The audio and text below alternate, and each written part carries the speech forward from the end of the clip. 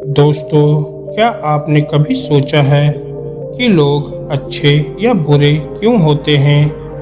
क्योंकि हमारी मानसिकता कुछ ऐसी होती है कि इस संसार में जितने भी लोग हैं, उन्हें हम दो हिस्सों में बांटते हैं। पहला अच्छे लोग और दूसरा बुरे लोग।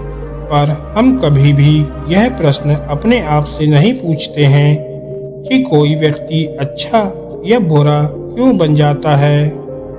क्योंकि आवश्यक सवाल ये नहीं है कि हम अच्छे कैसे बने, बल्कि आवश्यक सवाल ये है कि हम इतने बुरे क्यों बन गए हैं और हम बुरे काम क्यों करते हैं।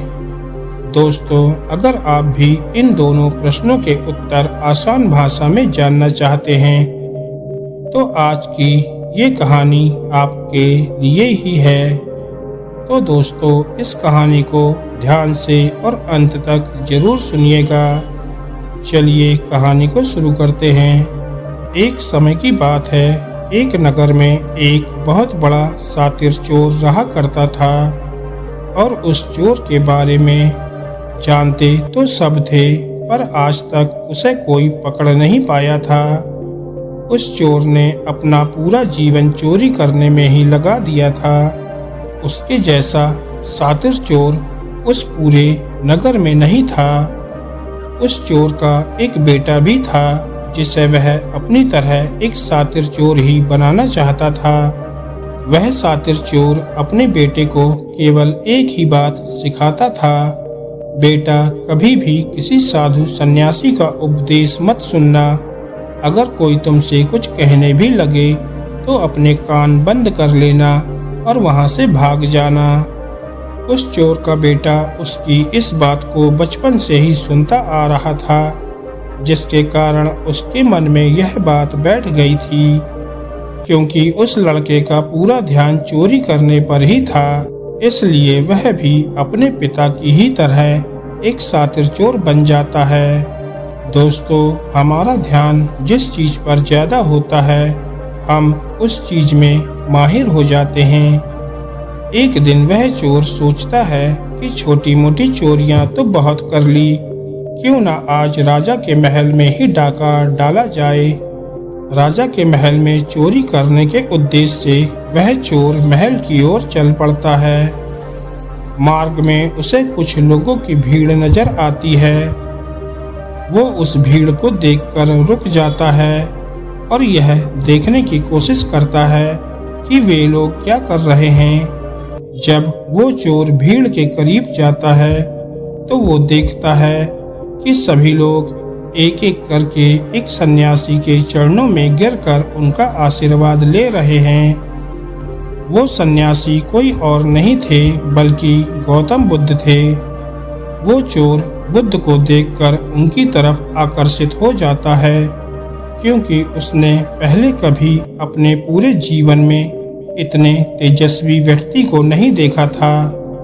अचानक उसे अपने पिता की बात याद आ जाती है कि साधु सन्यासियों से दूर रहना चाहिए।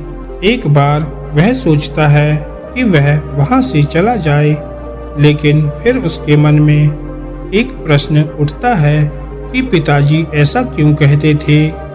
इस प्रश्न का उत्तर जानने के लिए वो चोर सभी लोगों के साथ बैठ जाता है और गौतम बुद्ध का उपदेश सुनने लग जाता है। गौतम बुद्ध उस समय लोगों को झूठ बोलने की व्यर्थता और विश्वासघात के बारे में बता रहे थे।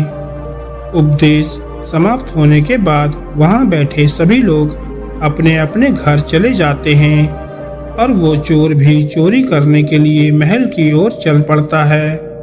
रास्ते में चलते हुए चोर अपने मन में सोचता है कि क्यों ना आज उपदेश में कही हुई बातों को मानकर ही देख लिया जाए। उसके बाद वो चोर महल की दीवार पर से कूदकर जाने की बजाय महल के द्वार से ही अंदर प्रवेश करने लग जाता है। ऐसा करते देखकर महल का द्वारपाल उसे रोकता है और उससे पूछता है कि तुम कौन हो भाई और कहाँ जा रहे हो। वो चोर द्वारपाल से कहता है कि मैं एक चोर हूँ और अंदर चोरी करने के लिए जा रहा हूँ। उस चोर की बात सुनकर द्वारपाल सोचता है कि शायद महल का ही कोई नौकर होगा और मुझसे मजाक कर रहा है। वैसे भी कोई चोर अपने आप को कभी भी चोर नहीं कहता है। और वो द्वारपाल उस चोर को महल के अंदर जाने दे देता है। महल में प्रवेश करने के बाद वो चोर उस तिजोरी तक पहुंच जाता है जहां पर खजाना रखा हुआ था। वो चोर उस तिजोरी को तोड़कर बहुत सारा धन अपनी पोटली में भर लेता है और जैसे ही धन लेकर वो चोर वहां से जाने लगता है तो उसे रसोई घर नजर आती है। महल के सभी लोग सो रहे थे, इसलिए रसोई में उस समय कोई भी नहीं था और उस चोर को बहुत जोर से भूख लगी हुई थी। इसलिए वो चोर रसोई में जाता है और पेट भर के खाना खाता है और भोजन करने के बाद वह चोर जाने लगता है। तभी अचानक उसे गौतम बुद्ध की दूसरी बात याद आ जाती है कि जिसका नमक हमने खाया है हमें कभी भी उसके साथ विश्वासघात नहीं करना चाहिए। तब वो चोर मन ही मन सोचता है कि मैंने इस राजमहल का नमक खाया है और अगर मैं इस राजमहल के साथ धोखा करता हूँ तो ये विश्वासघात होगा और अगर मैं इस राजमहल के इस धन को चोरी करके ले जाता हूँ तो ये विश्वासघात होगा। इसलिए वह चोर उस धन को रसोई घर में ही छोड़कर जाने लग जाता है। ऐसा करते हुए उसे महल का एक व्यक्ति देख लेता है और वो शोर मचा देता है कि महल में चोर घुस आया है।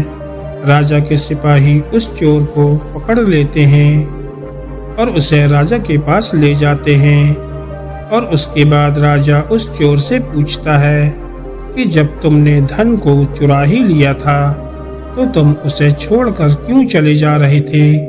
तब वो चोर कहता है कि एक सन्यासी के उपदेश के कारण। तब वह चोर राजा से कहता है कि मैंने उस सन्यासी द्वारा बताए गए 2 शब्द सुने थे कि किसी के साथ विश्वासघात करना बुद्धिमत्ता नहीं है बल्कि मूर्खता है। दूसरा, जिसके घर का भोजन खाकर हमें जीवन मिला है उसके साथ हमें कभी भी विश्वासघात नहीं करना चाहिए। राजा उस व्यक्ति की बात सुनकर बहुत प्रभावित हो जाता है और उस चोर से कहता है कि यदि तुम ऐसे उपदेश बचपन से ही सुनते आते तो तुम कभी भी चोर नहीं बनते।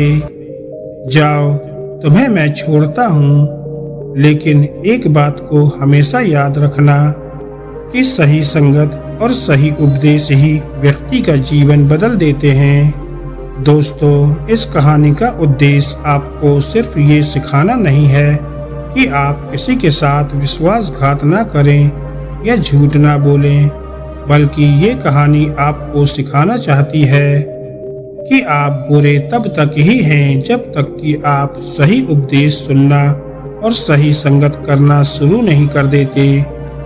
जो कल आपने गलत संगत कर ली थी वही आज आपके दुखों का कारण है। दोस्तों, आपको ये कहानी कैसी लगी हमें कमेंट करके जरूर बताएं और ऐसी ही मोटिवेशनल और प्रेरणादायक कहानियाँ सुनने के लिए हमारे चैनल को सब्सक्राइब करें। धन्यवाद दोस्तों।